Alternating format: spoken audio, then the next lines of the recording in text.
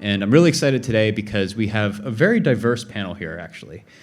We have Ben. He is from FAR. He is most focused on academic research or things that honestly are scaling outside of academia. And he's going to provide the sort of academic research perspective. We have Adam, who's developer relations and advocate at Weaviate. He's more focused on all the developers and hackathons and docs and tooling and everything. And we have Shannon, who's from Open Future Foundation. Open Future Foundation, and she's working with a wide variety of constituents, so founders, lawyers, creators, kind of like wide variety of people. So building community is actually really expensive sometimes, like renting a venue and paying DevRel and the whole thing. And so like, where do you guys actually get your money? Because everyone here who is building open source software, they want to do what you guys are doing, or at least I would assume they do, but resources are constrained. So I think like funding is sort of the first thing that is kind of needed. Well, first is values. You guys kind of unpack that a little bit. Next is funding. Once you have the funding, now you're actually able to then start running the programs. So for some of the open source builders in the room, we'd love kind of just like hear like what are the either funding opportunities for them or how you guys get funding to actually execute these programs. Venture capital is pretty huge, and it's a great way to kind of build out your current offerings. And once you have venture capital, you can build out a lot of programs because you have like venture capital just drops in. It's like a big bucket of money. Ben, you want to go next? Sure, I'm happy to occupy the opposite pole where, as a nonprofit and one with many academic ties, venture capital funding seems great as well. We often raise from philanthropic foundations and individuals who are interested in AI safety, and then, of course, there's grants from governments, academic bodies as well. I think in particular, there's a lot of interest in AI safety now, and I expect that to continue to grow, and there's an incredible, personally, I think that the constraint is not on the funding side, but rather on things like individuals with experience in the field, people with the human capital necessary to translate that and take some of the ideas and push them forward from a research perspective or from an engineering perspective. And it's something important to keep in mind when building any kind of community or open source project, I think, is the appreciation that I think that there's more money than there is necessary talent. And so being able to position whatever you're doing in this framework of being able to alleviate the constraint is one that I personally found many people to be receptive to. Yeah, honestly, I have only been spending people's money. I think there's a lot of open source funding from places like Arcadia. I think they do a lot of money, and I know Open Futures grants are a lot funded by Arcadia. But we actually have also been pretty cheap in our process of getting folks to tell us what they care about. I think this has been a lot of coalition building, more of like, can we get our partners like Wikipedia, like Creative Commons, like Internet Archive, which are these huge communities.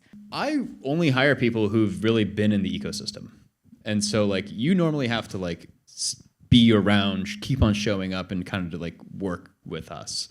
And so I'm kind of curious, like, how you guys manage hiring. Like, is that something that you value, like previous contributions within your ecosystem or another ecosystem, or is it just 100% like normal recruiting process? Yeah, happy to start. Also, 100%. I think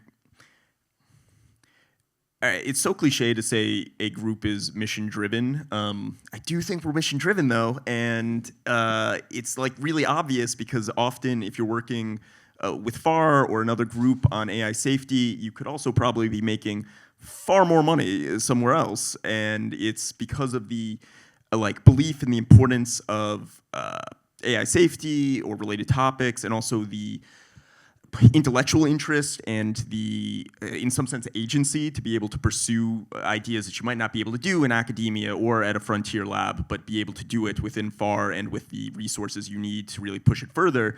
I don't know, that shows up through the type of engagements we have with research collaborators far before they're hired or before they kind of become part of our closer community. And Yeah, I think it's a question that I like personally have as well as we like try to scale up and tackle more challenges is like, will this be able to scale? I mean, obviously you need to just bring in top talent. Not all of them are going to like have the same history of research and things like that.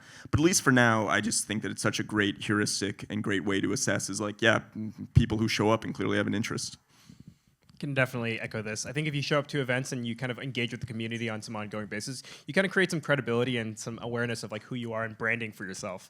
But developer relations hiring is like pretty challenging to start in the beginning because the field of developer relations is also kind of newish and fresh. I think the first time we heard of it was like early 2000s, and so like even today, there's a lot of people who like have the skill sets of DevRel, but have never done it in their role, and so that also kind of makes it a little bit more complicated to hire for.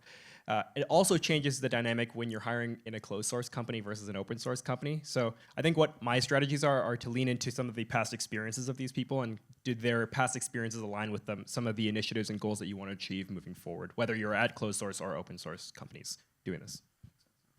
Well, I've only hired at scale before, so I feel like that's a very different hiring ecosystem.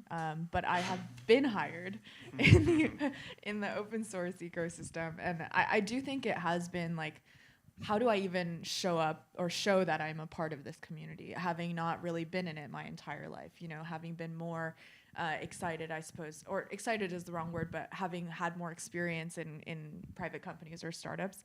And really, what really did help was cold reaching out to people, and then also just showing up to their events and sharing some ideas about what I think should be done. And then for Open Future, for example, Alec was like, okay, you did this thing at Creative Commons, do you want to do it for me? So I think like it is really adopting ideas that you really care about and then presenting them in a way that makes sense to a new organization and seeing if there's a way for something interesting to happen. Amazing. Any more time?